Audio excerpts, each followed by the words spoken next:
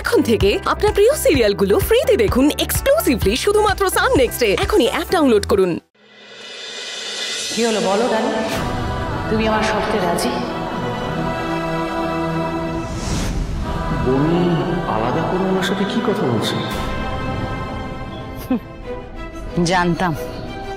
এতক্ষণ তো খুব বড় বড় ডায়লগ দিচ্ছিলে, ভালোবাসা, আদর্শ, আরো কত কি। কি হলো, সব নিমেষে উবে গেল?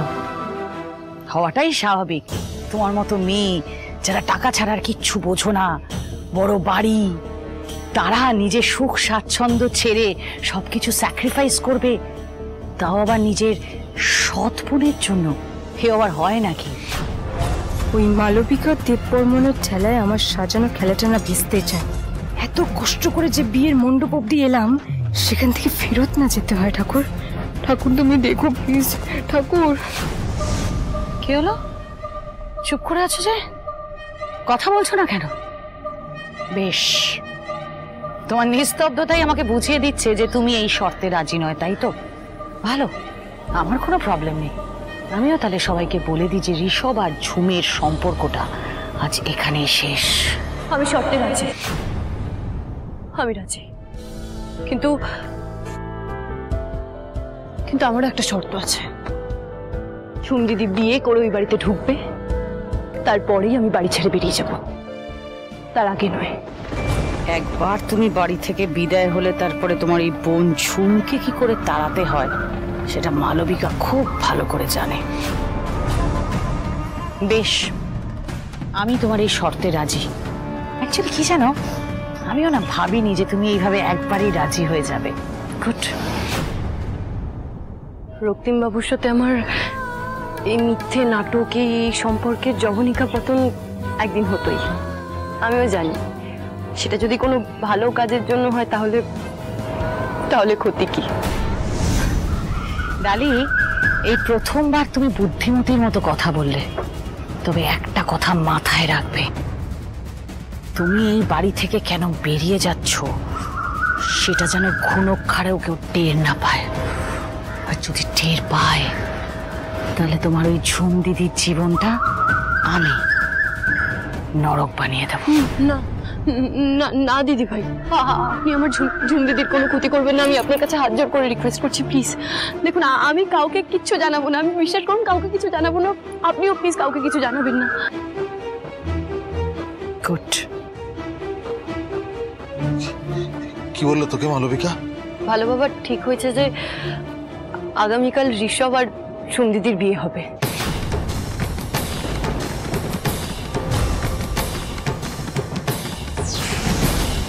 ঝুম, জানো আমি জানতাম বৌদি ঠিক একটা ব্যবস্থা করবে। এসবের মানে কি বনি? তুই এসব কি বলছিস? কেন রাজি হলি এই বিয়েতে? হয়েছে কি আর এমনি এমনি দাদা, রাজি হয়েছে শুধুমাত্র ঋষভের কথা ভেবে। আবার ঠিক একইভাবে আমার আরেক ভাইও কষ্ট পাক, এটা সত্যি আমি আর চাই না দাদা।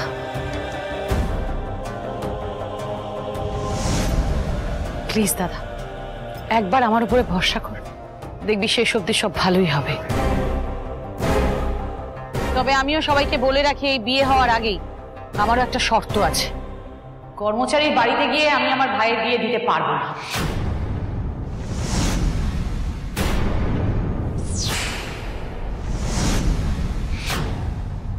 তাছাড়া আমাদের গেস্টরাও, তারাও ওই মুখার্জি বাড়িতে গিয়ে কমফোর্টেবল ফিল করবে না। তাই বিয়ের সমস্ত অ্যারেঞ্জমেন্ট এবং সমস্ত ওকেশন দেববর্মন বাড়িতেই হবে। অসম্ভব, এই শর্তে আমি কিছুতেই রাজি নই।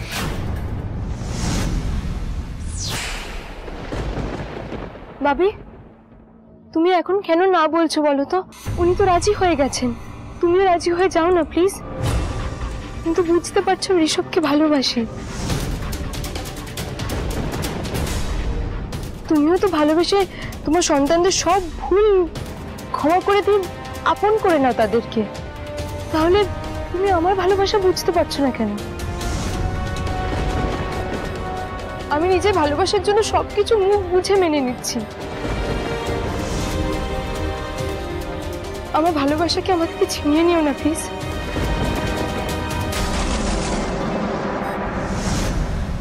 আর হ্যাঁ, মোস্ট ইম্পর্টেন্ট, মেয়ের বাড়ির কেউ বিয়ের কোনো অকেশনে থাকবে না।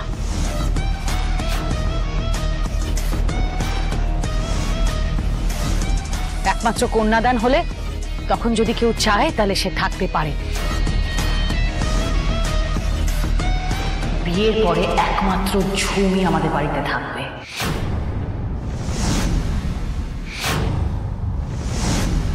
মালবিকা এত কথা শুনিয়ে হঠাৎ কি করে রাজি হলো?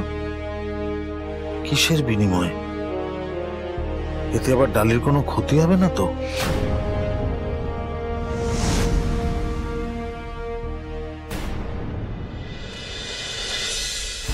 কি হচ্ছে বলো তোমার বাড়িতে? হ্যাঁ, এসব জানো তুমি কিছু? অমৃতা, তুই জানিস কি হচ্ছে এসব? কে বলেছে করতে? মা বলেছে। তোর মা বলেছে করতে? আরে বাবা, কোথায় গেছে সেটা তো একবারও বলে যায়নি আমাদের। না না, কাউকে কিছু বলে যায়নি। পুজো করতে করতে হঠাৎ করে বেরিয়ে চলে গেল। কি বলে বলো তো? দাঁড়া, তোকে একটা ফোন দাও। ফোন করছো এটা ফোন করছো। দেখ না একটু, এদের তো কোনো একটা মানে, এই তোর এসে গেছে। মালবিকা, কি হচ্ছে এইসব? অমৃতা বললে এসব নাকি তুমি সাজাতে বলেছো? কি ঘটনাটা কি? আমি বলেছি। কি হয়েছে সেটা বলবে তো? কিছুই হয়নি, যা সমস্যা ছিল বলতে পারো মিটেই গেছে। কি বলুন তো মা, আমি আপনাদের সবার জন্য আজকে একটা খুব খুশির খবর এনেছি। বাবা, আজকাল তুমি খুশির খবরও দিচ্ছ? তা কি খুশির খবর একটু শুনি। না আমি একটা কথা জানতে চাই যে সমস্যাটা কোথায়? ওই যে আপনাকে বললাম মা, সমস্যা ছিল মিটে গেছে। খুশির খবরটা হলো কাল ঋষভের বিয়ে। ঋষভের? কার সাথে? আসলে কার সাথে বলতে মা,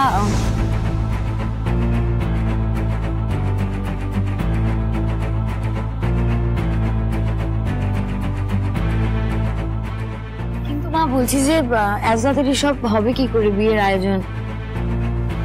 মা হবে না কেন? Already the arrangement started. চিন্তা নেই, আমি নিজের হাতে সব ব্যবস্থা করব।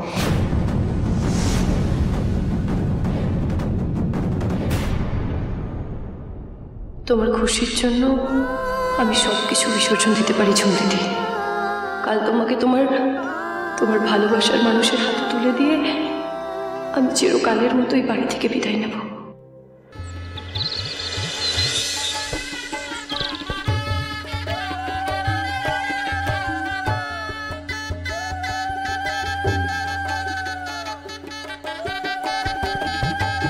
শোনো না, বলছি এটা একটু কোথাও টানিয়ে দেবে? আজকে তো তোমাকে খুব সুন্দর দেখতে লাগছে বন্ধু, পুরো পরীর মতো। আমাকে সুন্দর লাগছে, সোনা মেয়ে সাজিয়ে দিয়েছে। ও তোকে একটা কথা বলবো বন্ধু, শোন শোন।